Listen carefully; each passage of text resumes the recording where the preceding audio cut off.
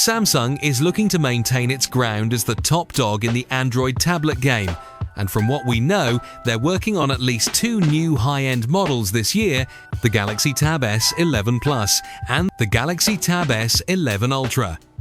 Now, just recently, the Tab S11 Ultra with model number SMX936B, for those of you who like the nerdy details, showed up on Geekbench, and thanks to that listing, we now know a few key things about what Samsung is cooking up.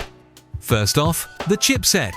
This is where things get a little unexpected, or maybe not, if you remember last year. Samsung is once again skipping Qualcomm and instead teaming up with MediaTek.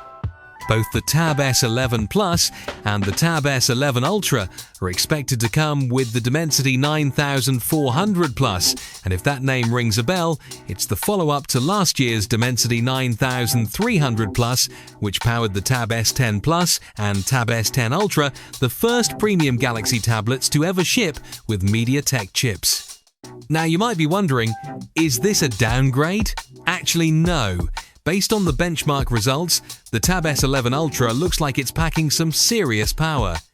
It scored 2,675 points in the single-core test and 8,039 in multi-core.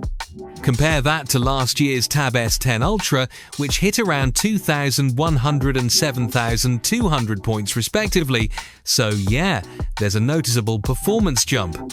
In real-world terms, this means better multitasking, smoother performance, and overall faster response times, especially for things like video editing, gaming, and pro-level productivity tasks. On top of that, the Tab S11 Ultra will come with 12 GB of RAM, which is plenty for a tablet, and will ship with Android 16 right out of the box, layered with Samsung's brand new One UI 8. As for design and display, we haven't seen visuals yet, but if Samsung's track record is anything to go by, expect a massive AMOLED panel, tablet-sized bezels, and probably support for the latest S Pen tech. Samsung hasn't said anything about the upcoming tablet series yet. All of this is coming from early leaks and benchmark sightings, and right now, the company's full attention seems to be on the upcoming Unpacked event happening next month, where we're expecting the Galaxy Z Fold 7 and the Z Flip 7 to take the spotlight. But based on the company's previous release cycles, there's a solid chance we'll see the Tab S11 series sometime around September, with a full release in October.